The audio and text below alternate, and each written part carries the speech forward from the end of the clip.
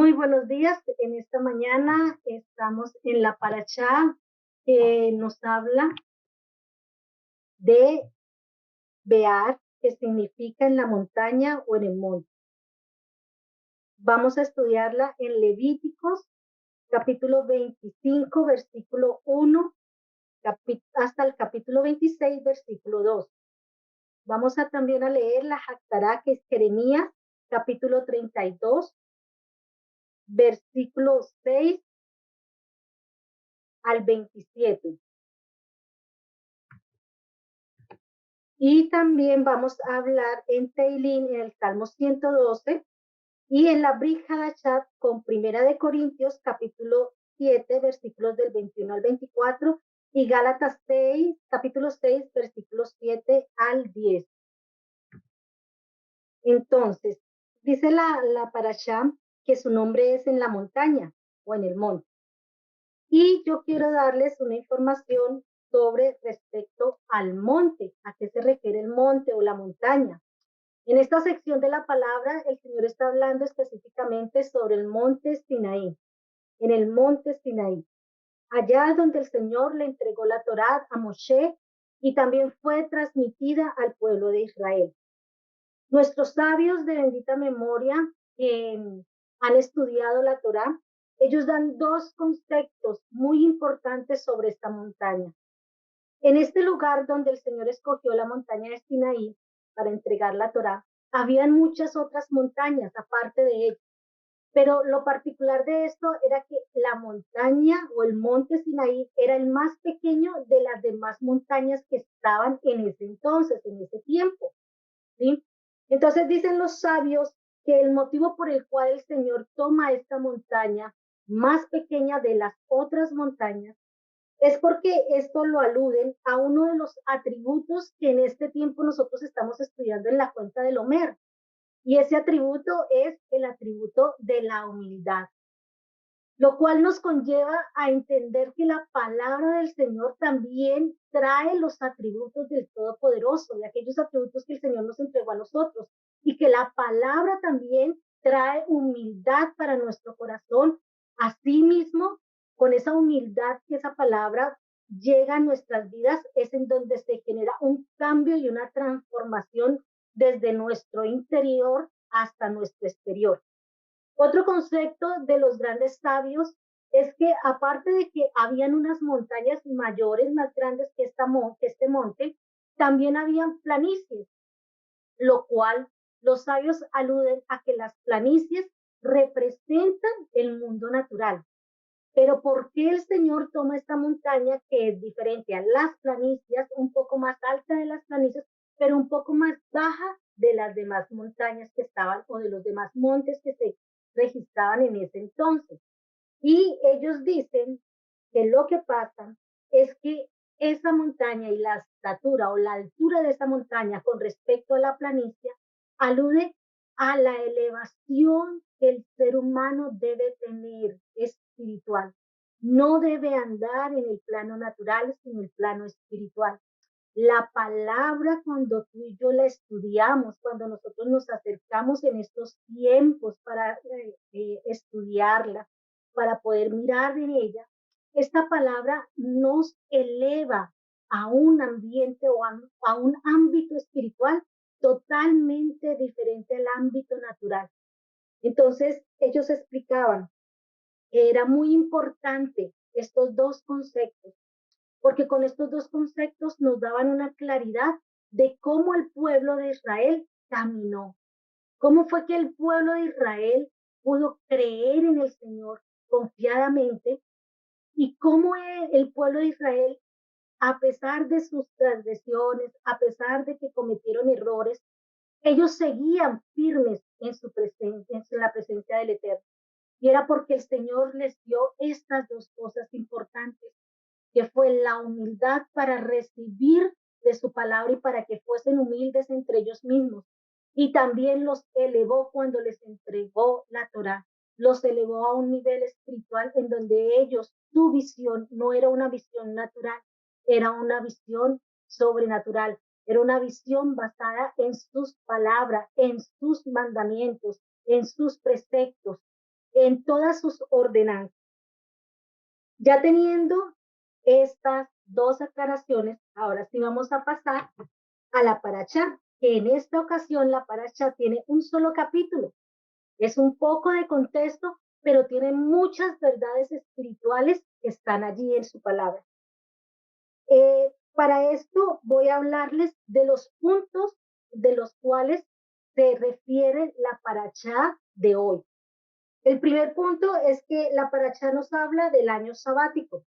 El segundo punto es que el Señor también nos habla del año de jubileo. El tercer punto es que nos habla de la bendición para quien cumple el año sabático. El cuarto punto habla sobre el rescate de la tierra en el año del jubileo. El quinto punto nos habla de la venta de las propiedades en el año del jubileo, en el año Yobel, que es exactamente lo mismo. El sexto punto es el trato de los siervos. El séptimo punto son las leyes respecto a los siervos. Como octavo punto tenemos el rescate de los siervos con amo gentil. Y en el noveno punto habla sobre las imágenes, o sea, la idolatría. Vamos a iniciar el estudio con el primer versículo de esta parashá, porque hay unos interrogantes que los grandes sabios también se hicieron en el pasado, cuando empezaron a escudriñar esta palabra o esta parashá. Ellos se preguntaron por qué el Señor se tomaría la delicadeza de poder tomar esta sección en la Torá y poder explicar en forma detallada lo del año sabático y lo del año de jubileo. El Señor toma esta sección muy importante en donde Él empieza a detallar con detalles lo que se debe hacer en estos años, en el año de jubileo, las bendiciones, y también habla de que si no se hace lo que Él está diciendo en su mandamiento, pues no van a haber bendiciones, sino van a haber maldiciones. Por eso yo quiero ir al primer versículo. Este primer versículo yo lo tomé de la Biblia Tanat y dice así: y habló el Eterno a Moshe en el monte Sinaí. Aquí tenemos dos cosas muy importantes que debemos de tener, o que debe tener el lector cuando leemos la palabra, ¿sí? Y es que encontramos en esta frase un verbo. El verbo que encontramos nosotros es y habló, habló. Yo hablo, tú hablas, él habla, nosotros hablamos. Pero este verbo en particular está pronunciado en pasado, y habló. Dice, continúa el versículo diciendo, el Eterno a Moshe en el monte Sinaí. Esta es la segunda parte de esta frase que debemos tener en cuenta, el lugar. El Señor nos habla en este versículo sobre un tiempo y un lugar específico, y Él es lo primero que aparece en nuestra parashá. El verbo con el tiempo y el lugar en donde se produjo lo que Él habló. ¿Por qué? Porque esto nos va a llevar a entender varias respuestas de las cuales nos da la parashá con respecto a este versículo. En la primera es que sabemos que Moshe, en el libro de Devarim, él empieza a explicar cada una de las leyes, pero las empieza a explicar a detalle. En el libro de Devarim él vuelve y repite toda la Torá, pero con la particularidad de que en esta repetición él empieza a hablar a detalle de cada uno de los mandamientos, de los estatutos y de las ordenanzas que el Señor le entregó a Moshe. Por lo cual, muchas de las personas cuando empezaron a estudiar la palabra, muchas de las personas cuando empezaron a escudriñarla, ellos tomaron esta referencia como para interpretar. ¿Quién? ¿Qué interpretaron ellos con esto? Interpretaron que muy posiblemente el Señor le había entregado la Torá a Moshe en el monte Sinaí, pero la explicación de cada una de estas ordenanzas y mandamientos fueron dados en otro tiempo y no en ese mismo tiempo. Por eso el Señor hace la aclaración y era importante que él hiciera la aclaración en esta sección de su Torá, porque él aquí está hablando de un tiempo pasado, donde dice, hablé a Moshe en el monte Sinaí. O sea, el Señor está reiterando que toda la Torá, todos los mandamientos, todos los estatutos, todas sus ordenanzas y cada una de sus explicaciones tienen un gran origen y el origen de todo esto es el monte Sinaí. Allí fue donde el Señor entregó la Torá y la explicación de cada uno de estos mandamientos, de cada uno de estos ordenanzas y estatutos a Moshe para que después fuesen entregadas al pueblo. Entonces, la realidad es que todo fue entregado en el monte Sinaí. Es por tal razón que el Señor aclara en este versículo, con con esta frase, aclara sobre esta gran verdad. Ahora otra cosa, cuando Moshe empieza a cuando Moshe empieza a repetir la palabra en Devarim, él la repite y con mucha especificación de muchos de sus mandamientos. Vamos a notar que en Devarim no vamos a encontrar muchísimo sobre esto, sobre el año de sabático y el año de jubileo, porque pues ya la explicación el Señor la entregó en esta parashá. Entonces son puntos que debemos de tener en cuenta para poder así entender un poco más lo que el Señor nos quiere decir.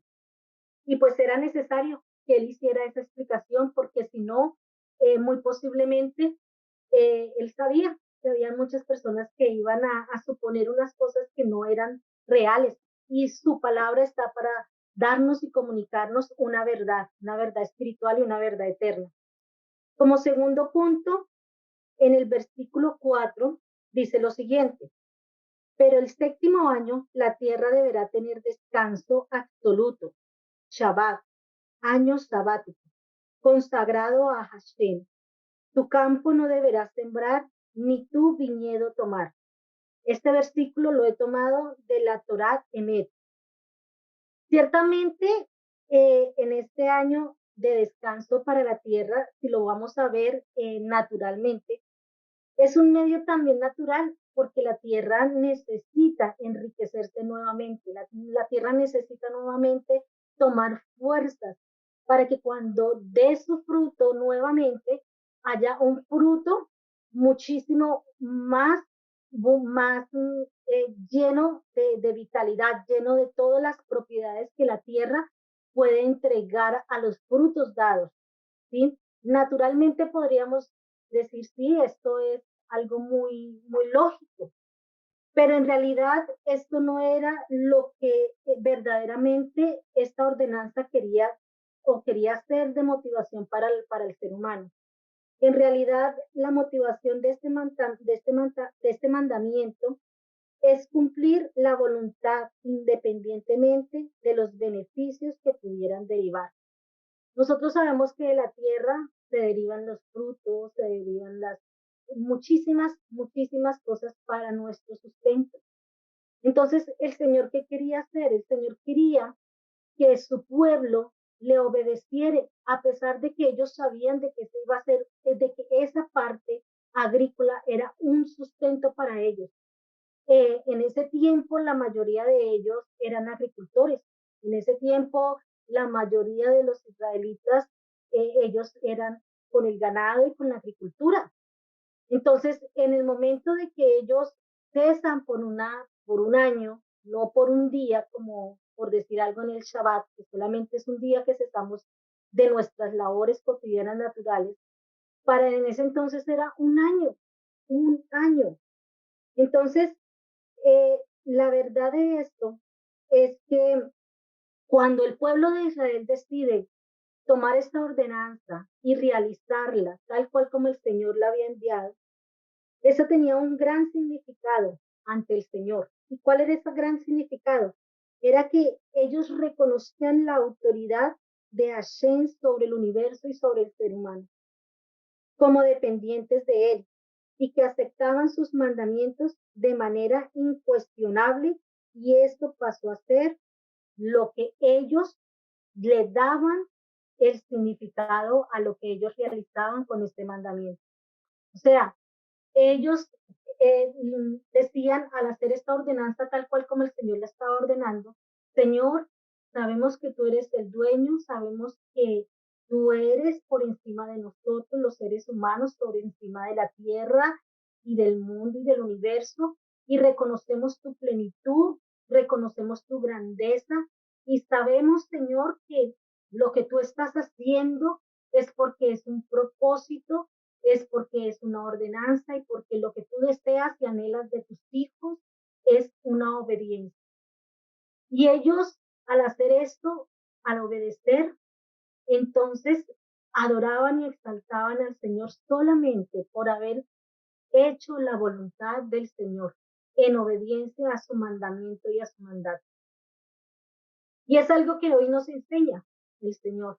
Cuando el Señor dice en muchas veces, reiterativamente, Él está hablando en su palabra, si obedecieras, si obedecieras, si hicieras lo que yo te he ordenado, si cumplieras con el mandamiento, con la ordenanza, entonces, y viene la bendición.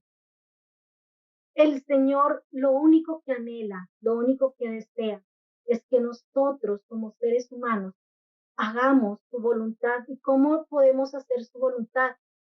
La podemos reflejar cuando nosotros cumplimos sus ordenanzas, cumplimos sus mandamientos por encima de ellos. Estaban cumpliendo esta ordenanza por encima del sustento, de lo natural. Y nosotros muchas veces tenemos muchas cosas dentro de nosotros naturales que no nos deja avanzar, pero tenemos que ser como esos hombres y mujeres israelitas que en ese tiempo y que aún en este tiempo, porque en este tiempo en Israel, en este año, es un año de Shemitah, o sea, año sabático. En este tiempo, hay israelitas en Israel que están cumpliendo esta ordenanza, la están cumpliendo a su cabalidad a pesar de las dificultades, a pesar del siglo en el que nos encontramos y de todas las adversidades que se han presentado en Israel, que no es desconocido para nosotros por medio de las noticias y de muchas cosas más que aún en las noticias no nos mencionan, ¿sí? Y que están pasando en Israel, pero hay muchos de ellos que están cumpliendo esta ordenanza, ¿sí? Y es que nosotros debemos tener esa fuerza para podernos levantar con lo que a nosotros mismos no nos deja avanzar, con lo que se nos pone y se nos interpone para que nosotros podamos cumplir lo que el Señor quiere que cumplamos. Él dice en sus ordenanzas que debemos cumplirlas. Una ordenanza muy pequeña como ejemplo, no mentir. Si de pronto nosotros tenemos ese proceder de estar mintiendo, propóngase en tu corazón no hacerlo. Propongámonos en nuestro corazón no hacer esas cosas porque es una ordenanza del cielo, una ordenanza que el Señor nos entregó y que cuando yo la cumplo, entonces le estoy diciendo con mi acción al Señor, Señor, tú eres poderoso. Señor, yo creo que tú eres más poderoso que hasta mi propia vida, Señor Dios de los cielos, así como el pueblo de Israel en muchas ocasiones lo hizo cuando manifestó el cumplimiento de sus ordenanzas y de sus mandamientos.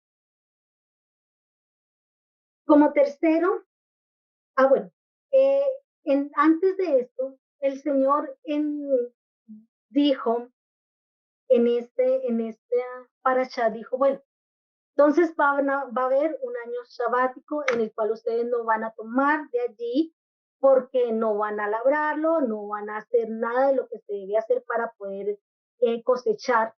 Entonces, pero sí va a haber fruto, sí van a hacer fruto. Entonces vamos a hacer algo.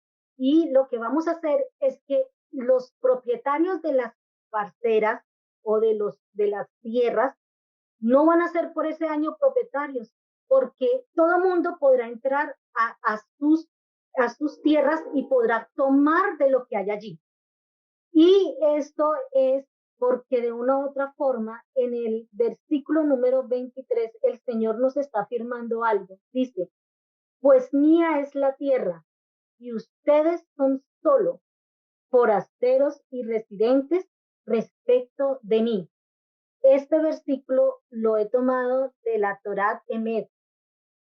Entonces el Señor está diciéndonos acá, mía es la tierra y todo lo que ustedes tienen se los he dado solamente para que los administren. Pero en este año, como mía es la tierra, yo quiero que todos compartamos mi tierra, no de su propiedad, de la propiedad de Pepinito, de la propiedad de fulanito, no, es la tierra de Hashem, porque consagrada fue para ese año la tierra y le pertenece al Señor. Y no solamente eso, es que nosotros solamente somos administradores de lo que Él nos ha entregado. Cada cosa que tú tienes, cada cosa que yo tengo, que el Señor me ha entregado en mis manos, sea material, sea física, sea incluso con dinero, todo, absolutamente todo, aún mi cuerpo, aún mi manera de ver, aún mi manera de pensar, aún mi manera de hablar, aún mi manera de caminar, de moverme, de vestirme, es porque el Señor me lo entregó para que yo se lo administrara.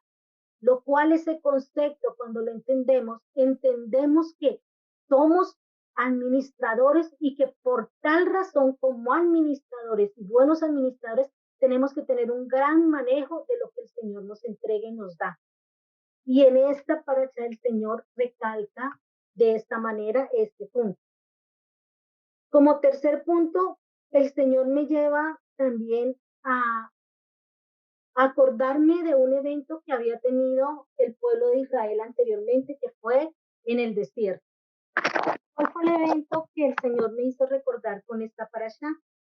Y es el evento del maná, que fue dado en el desierto al pueblo.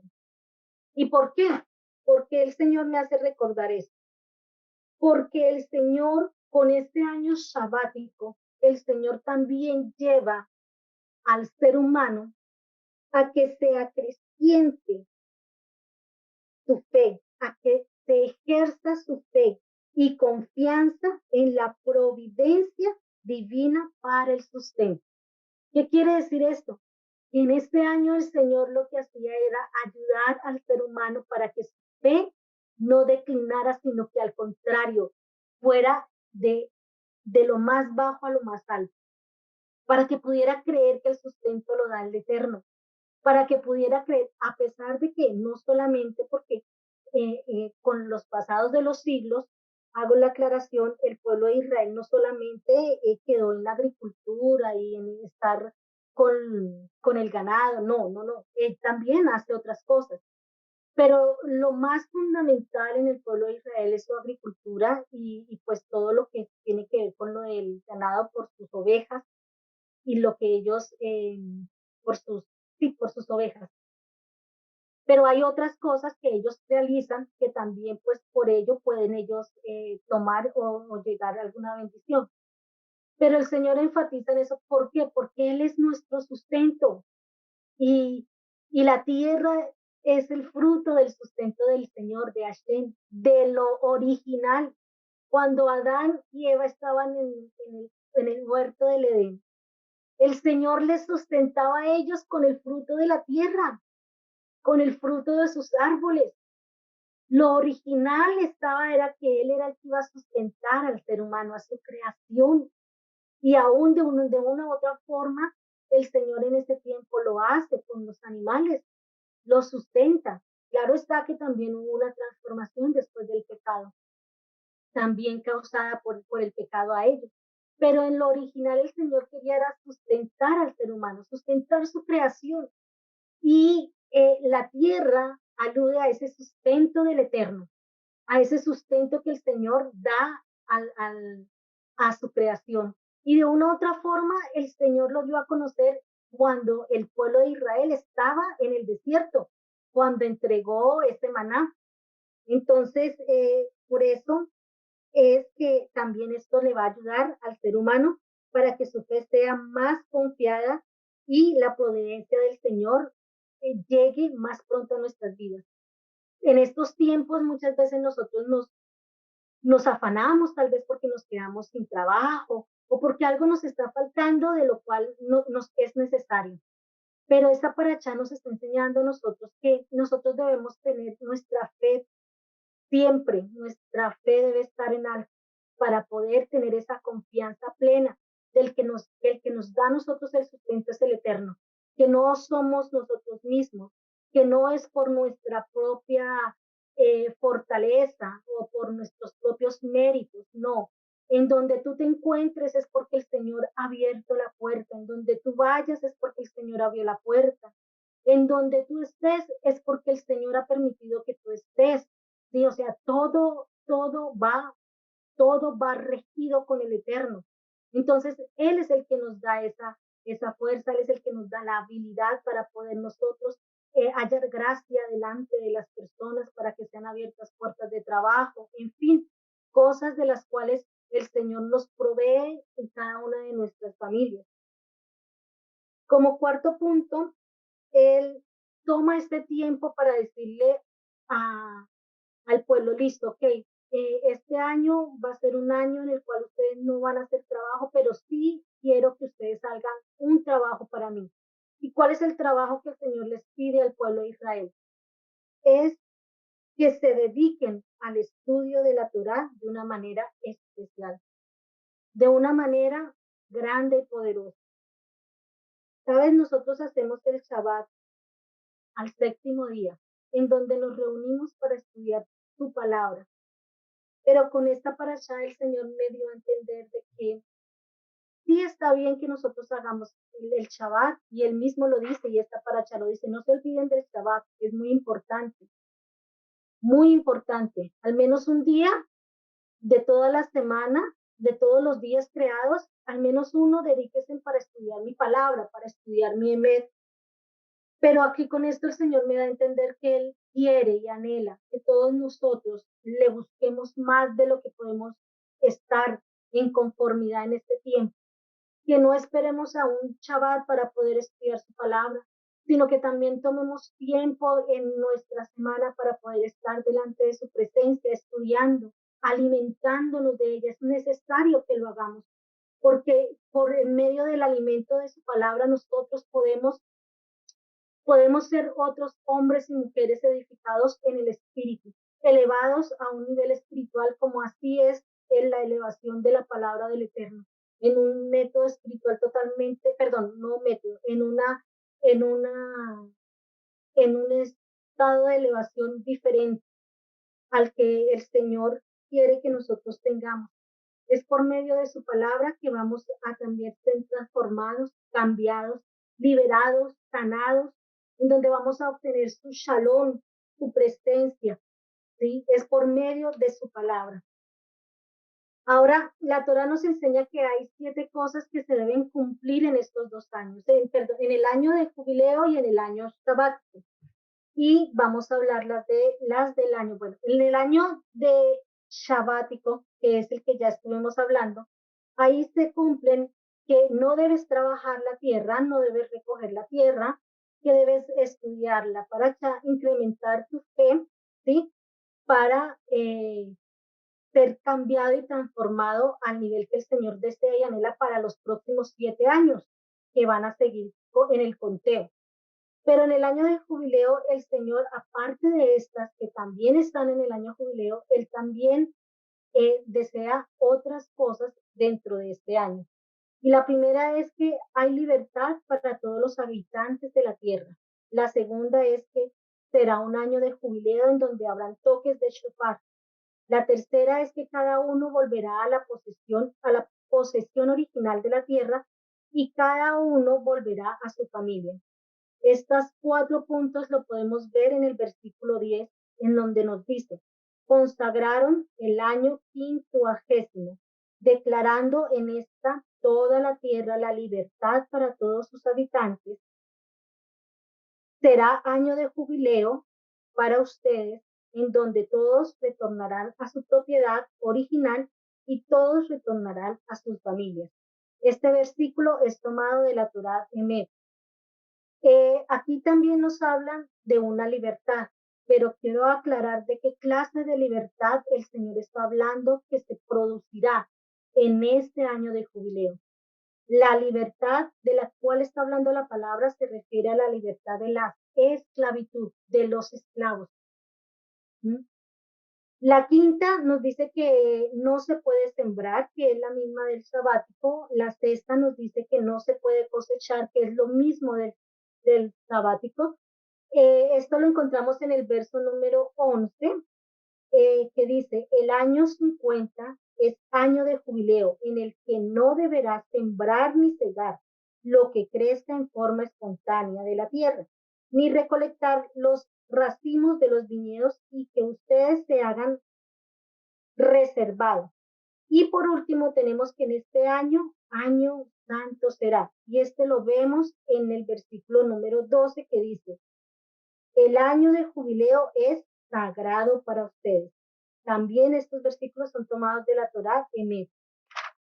Y aquí vemos algo muy particular que el Señor me dio por medio de la Haftará en explicación lo que decía Jeremías, lo que el Señor le indicó a Jeremías que tenía que hacer. El Señor le indica a Jeremías, ven, Jeremías, va a venir tu primo y te va a decir que te compres la heredad, yo te digo a ti que la compres. Pero como al final de la Haftará, el mismo Jeremías decía, pero Señor, o sea, listo, él hizo lo que el Señor le dijo, pero a lo último le dice, pero ¿cómo me pides que compre esta propiedad cuando estamos en una época en la cual vienen a tomar la tierra, en la cual tú me has dicho que compre? ¿Sí? Y Jeremías entra en una angustia, como en un dolor en su corazón, porque tal vez él no entendía uno de los mandatos más grandes y poderosos, no mandatos, sino una de las promesas más grandes y poderosas que el Señor le hizo a Abraham, y le dijo que su pueblo iba a poseer una tierra prometida donde fluía leche y miel, en donde siempre y cada uno de los pasajes que hemos leído anteriormente, el Señor siempre ratifica y pasará esto Israel, pero al cabo de un tiempo retornará el pueblo a su heredad. Y aquí da esta explicación de estos versículos. El Señor me llevó a eso para entender que aún para el futuro el Señor va a cumplir su promesa que dio, de que retornarán, y esto está escrito también en Isaías, donde el Señor le da la profecía a Isaías sobre los tiempos futuros en la venida de Yeshua HaMashiach, la segunda venida. Entonces, vemos que en este mismo capítulo, en el versículo 47 y 48 nos dice, si aumentan los bienes del forastero o del peregrino que está contigo, y si empobrece tu hermano que está con él, y se vende al forastero que mora contigo, o se vende a los descendientes de familia de un forastero, él tendrá derecho de redención después de ser vendido. Uno de sus hermanos podrá redimirlo. ¿Y qué quiere decir esto? En el año de jubileo, el Señor declara que ese año todas las tierras volverán a sus verdaderos dueños y que todas las personas que están esclavas volverán a sus familias. Y aquí vemos algo muy grande y poderoso que el Señor me hizo ver en esta parashá y que tiene mucha conexión con Yeshua HaMashiach. Este texto nos muestra, que yo les acabo de leer, nos muestra o me mostró a mí el primer Adán. El primer Adán cayó en pecado, o sea, él se vendió a la serpiente. Y en esta ocasión el Señor en estos versículos dice, y si uno de ustedes se vende a un forastero, entonces la ley me muestra que un pariente más cercano puede redimirme. Pero yo hago una pregunta, ¿quién es el hermano del hombre que podrá redimirlo de la esclavitud del pecado y de la muerte si no hay nadie que no haya sido vendido? En el momento en que Adán cayó en el pecado, todos caímos en pecado, o sea, todos nosotros. O sea que en realidad sobre la tierra no hay ni uno que no tenga pecado o que no conozca pecado. Y eso está escrito en el Salmo 49, versículos 7 al 9, que nos dice, nadie puede salvar a su hermano ni pagarle a Elohim rescate por la vida. Tal rescate es muy costoso, ningún pago es suficiente. Nadie vive para siempre sin ver corrupción. Este versículo es tomado de la Torá, de la nueva versión original. Aquí el salmista nos está hablando, ningún ser humano puede redimir. En la ley del jubileo, cualquier pariente cercano podía venir y redimir. Pero ¿quién redime a nosotros los que venimos del pecado de Adán? ¿Mm? ¿Quién? Entonces me lleva a la palabra que está en Job, que está en el capítulo 19, versículo 25-26. Y dice lo siguiente, yo sé que mi Mashiach vive y que al final triunfará sobre la muerte. Aleluya. Y cuando mi piel haya sido destruida, todavía veré a Elohim con mis propios ojos. Aleluya, gloria al Señor. Cuando me toqué con este versículo, entendí algo grande y maravilloso. Mira que Job es un personaje del Antiguo Testamento o de la Torah, de la Tanakh, de donde están los escritos de los profetas. Él está en esta época, pero él en este versículo dice, yo sé que mi Mashiach vive y que al final triunfará sobre la muerte. Y cuando mi piel haya sido destruida, todavía veré a Elohim con mis propios ojos.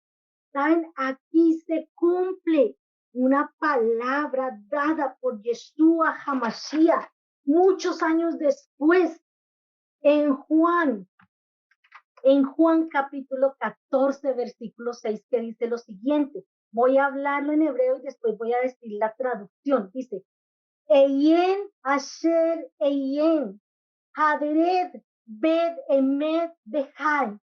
Yo soy el camino y la verdad y la vida. Nadie viene nadie viene al Abba, excepto a través de mí. Mira que Job hizo lo que las escrituras nos muestran en la Brija Dachar para estos tiempos, lo que el Mashiach vino a enseñarles a tanto judíos como no judíos, vino a enseñarles, nadie puede ver a mi Padre si no es por mí. Job lo hizo, Job tenía ese conocimiento, Job sabía sobre la venida del Mashiach, él sabía de esta profecía, él sabía de esto que iba a pasar y acontecer para estos siglos. Esto me llenó de emoción y me llenó tanto de emoción porque me di cuenta que la palabra va desde la Torá hasta la Brija Dachá, de la Brija Dachá hasta la Torá. Todo está conectado, absolutamente todo, y esta parasha me conecta a que al único que puede redimir nuestras vidas de pecado, de muerte, que es Yeshua HaMashiach, que ya lo hizo, pero que aún le hace falta a él terminar, porque él cuando vino hacia nosotros, vino, pero en este momento desempeña el sacerdocio celestial, pero hace falta que venga para hacer el juicio en la tierra.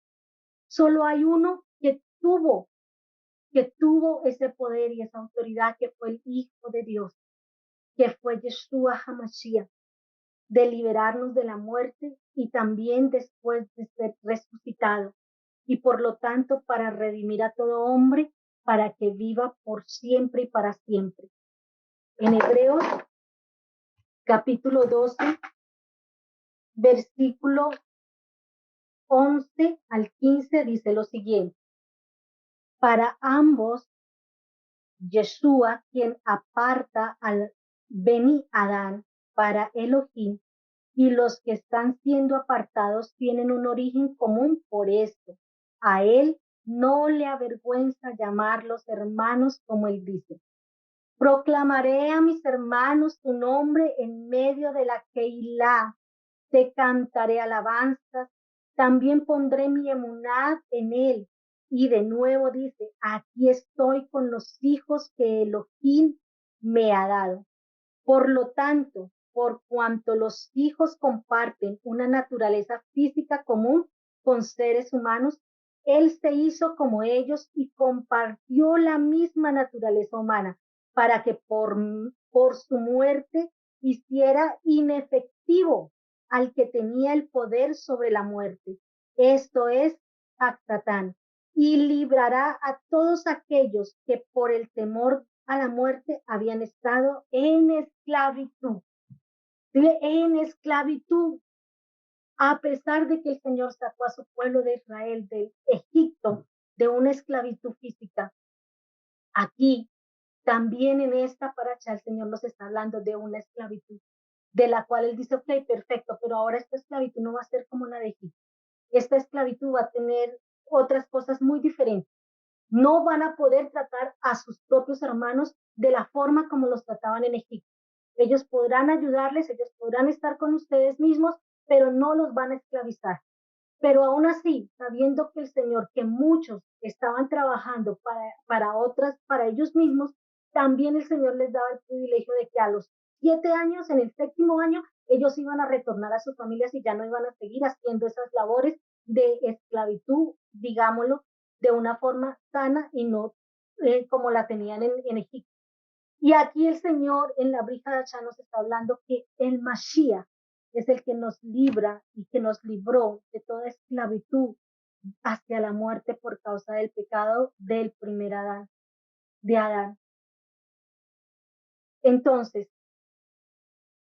es grande y poderoso la palabra cuando nos enseña de cómo es la manifestación desde el comienzo de la Torá hasta el tiempo de la Brija de Achá. Todo tiene una conexión. Todo tiene una conexión grande y poderosa. Hay muchas cosas de nuestras vidas, como lo dije anteriormente, que nos impiden que nosotros podamos humillarnos delante del Señor conforme a su voluntad. Hay muchas cosas que en nuestra inclinación del mal son más fuertes aún que nuestro propio espíritu. O como decía el doctor Ketiel en una de sus enseñanzas cuando estuvo allá en Brasil, él decía que aún incluso el espíritu de Elohim tenía sujeto muchas cosas en nuestro interior que ni siquiera nosotros sabíamos que aún existen allí y que son necesarias que nosotros las saquemos y que nos sea ayudado por medio del Ruach de poder ser libres, libres de nuestras mentalidades, libres de nuestros pensamientos, libres, libres, absolutamente libres de toda enfermedad, de todo precepto, de todo o de toda eh, declaración de los cielos, de todo decreto que el Señor, por causa de nuestros pecados, ha hecho sobre nuestras vidas en enfermedad o en cualquiera de nuestras áreas. Esta paracha nos enseña que si podemos, que la misma palabra nos eleva a ti y a mí a un estado diferente, y esa elevación nos debe de ayudar para que asimismo nosotros podamos cada día más estar en santidad, buscar la santidad del Eterno delante del Señor, siempre, cada vez mejor y mayor. Y para finalizar, lo último que habla esta paracha es sobre la idolatría. La palabra del Señor, toda lo que es la Torá, absolutamente toda, es escrita por la presencia del Espíritu de Elohim. Pero cuando hicieron las interpretaciones a otros idiomas y todo, ellos le sumaron unas cosas que hicieron que el texto fuese dividido. ¿A qué me refiero? La Torá dada a Moshe fue totalmente desde el primero hasta todo hasta el final. O sea, fue directo. Pero cuando hicieron las, todas las otras Biblias y todo eso, ellos dividieron cada una de estas palabras del Señor. Y en esta ocasión pasó esto, en la parte del segmento que va desde el capítulo 26, el versículo 1 y 2. Esto lo dividieron y lo apartaron del capítulo 25, según cuentan los grandes sabios de gran memoria. Estos dos versículos iban incluidos en el capítulo 26, o sea, en esa lectura. ¿Y a qué se refiere? Porque cuando lo vemos así aparte, pues nosotros nos imaginamos que es la idolatría que el pueblo de Israel tenía desde el comienzo que fue traído o sacado del pueblo de Egipto.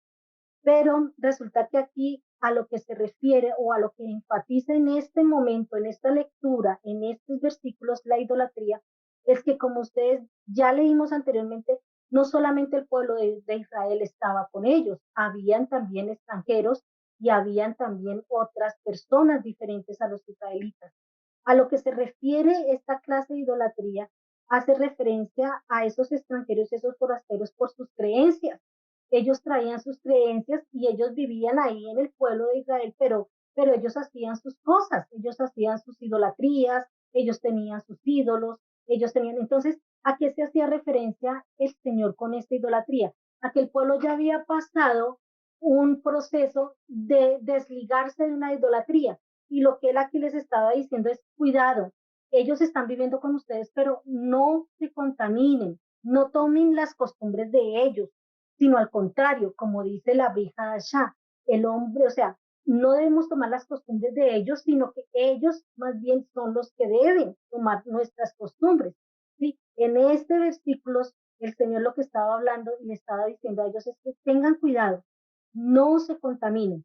Y en este tiempo, nosotros el Señor nos ha conllevado a estudiar su palabra, a tener los mandatos y a cumplir sus mandamientos.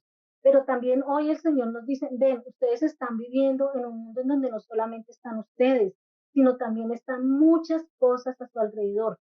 Tengan cuidado, no se contaminen, no quiero que se contaminen, quiero que más bien caminen y sigan el camino de la santidad, sigan mis mandamientos, sigan mis estatutos, mis ordenanzas, que allí hay bendición, de allí será la bendición que yo les voy a proveer a ustedes. ¿Sí? Entonces, en estos versículos o esta idolatría se aclara en este parasha, es con referencia a que no se contaminen, porque ciertamente el pueblo de Israel ya había pasado un proceso en el cual ellos ya habían dejado su idolatría, ellos ya habían tenido un proceso de ello. Entonces, aquí hace el Señor aclaración en esto. Esperen, no se vayan a contaminar, porque los que viven con ustedes, ellos tienen sus propias creencias y hacen a lo que ellos creen. Y por último, el Señor dice, no se olviden del Shabbat, porque entendí que el Shabbat, cuando nosotros eh, podamos llegar a la estatura de poder cumplir el mandato del año sabático como lo hace el pueblo de Israel, si el Señor no lo permite, creo que todo esto de Shabbat es un tiempo en el cual el Señor nos está enseñando porque ciertamente al comienzo, yo sé que al comienzo, porque para mí fue así, al comienzo no es fácil dejar de hacer las actividades que nosotros veníamos realizando normalmente y cambiar el día y cambiar nuestros pensamientos, pero sé que el Señor nos está entrenando, el Señor nos está enseñando en este tiempo, porque llegará el tiempo en que nosotros vamos a poder cumplir también este mandato, este mandamiento en el reino celestial.